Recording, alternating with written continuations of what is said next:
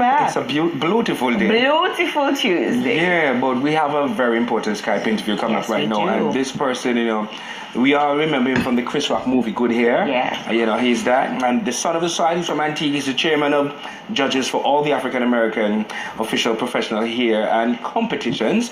His latest accolade, Newsflash, and we're talking about Dave Ray, people. Dave Ray, people. I mean, his many publications on customer service and a cliff note from the Mind Publications Mind Your Business series has been selected to be featured in the New York Times as an undiscovered author. Every Sunday during the first quarter of 2019, the book being featured in the New York Times. Very prominent voice here in Antigua, Barbuda, from back then till now, still making a name for himself, Dave Ray. And so he joins us via Skype from the very cold NYC this morning. Dave, good morning to you. Good morning, good morning, good morning. How are you guys doing? And how are you doing this morning? I'm just fantastic. I'm fantastic this morning. All right, you're doing absolutely fantastic this morning. So, Dave, we've seen your work on paper. We've read the biography, but we need you to tell the people who are watching us here on ABS and listening via radio, tell us more about the beauty surgeon who is Dave Ray. Dave Ray is an Antiguan and Barbudan who resides in New York City and travels the world facilitating seminars, education in the beauty industry. I have been in this industry for upwards of about 38 years, from high school until present. And I have harnessed my craft in such a way that I have gone as far as obtaining a PhD in trichology. I also facilitate workshops, seminars, symposiums, not only with my company, but with collaborating with other companies.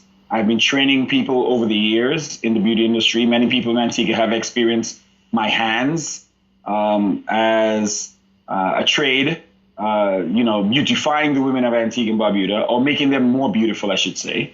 And I've transcended that into the Americas. I've done it all across America. I have traveled. I was just in South Korea and Japan last week, doing presentations for beauty manufacturers there on African American hair. I'm a judge. I've been a competitor in the beauty industry for many, many years. I've competed in almost every major competition, not only in the US, but in Russia, in China, in Paris. Wow. And so I have been given the opportunity to be serving as the chairman of judges for all officials. But generally, there is any competition in the United States as it relates to African Americans. I mean, not only those, but I am chairman of those. And how I've been selected, I can't tell you, but I was handpicked. All right, Dave. I realized that you wrote a lot of books and you're involved in a lot of things with beauty.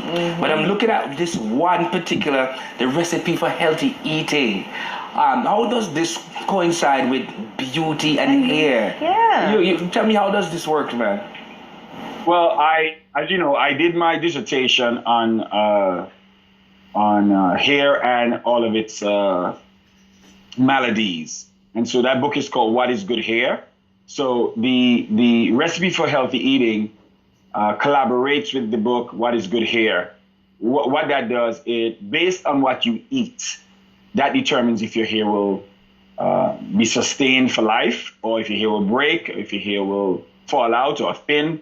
And that has to do with lots of eating patterns, especially when you eat lots of, we talk about diabetes a lot. I'm sure you hear about diabetes a lot.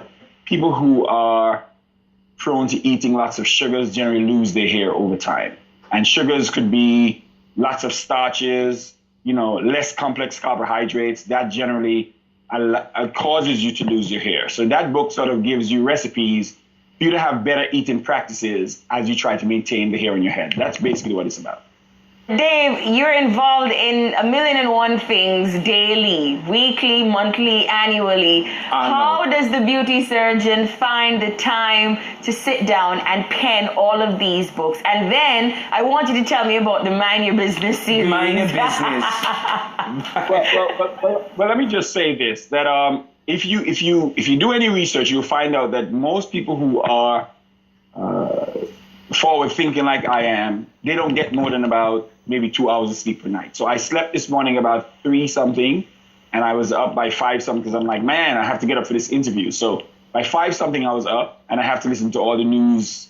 I listen to ABS TV radio from 6 a.m., which is 5 a.m. for me, all the way through. So, I pay attention to what's going on in Antigua all the time. Where do I find time? I don't know. I've just been told as a child that a rolling stone gathers no moss. So I don't want to get very sedentary. I don't want to, sit around and just mope. So I try to keep myself busy and do things that are productive.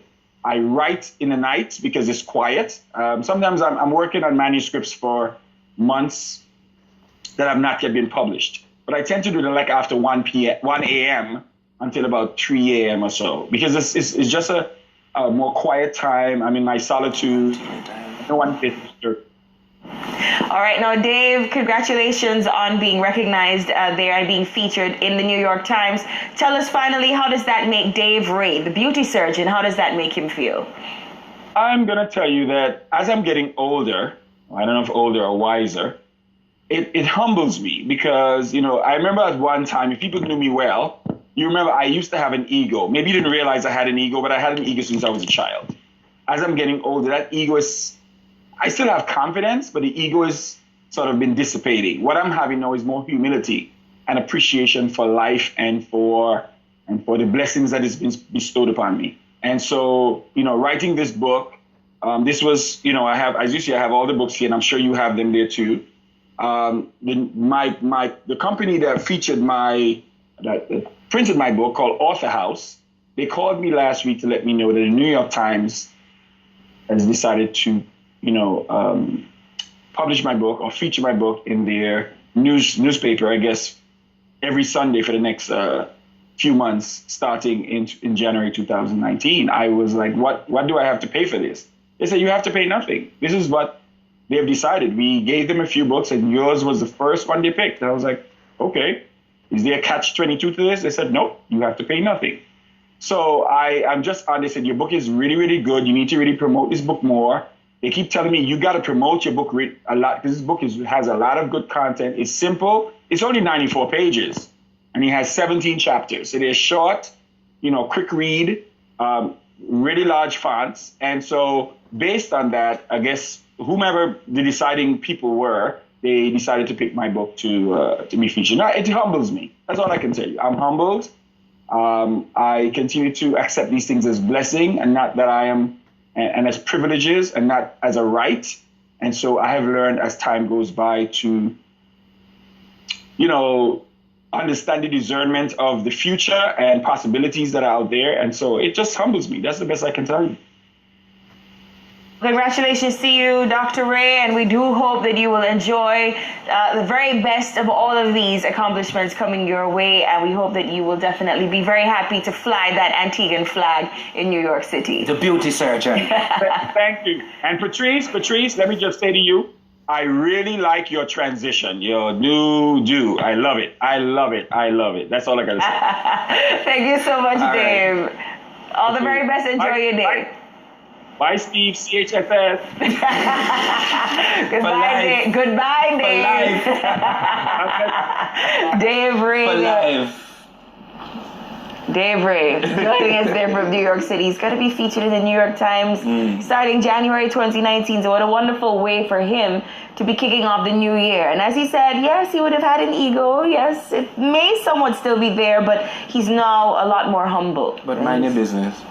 A lot more humble now. Humility is the name of the game. We're going to take a commercial break. We'll be back with more Antigua Barbuda today. Stay with us.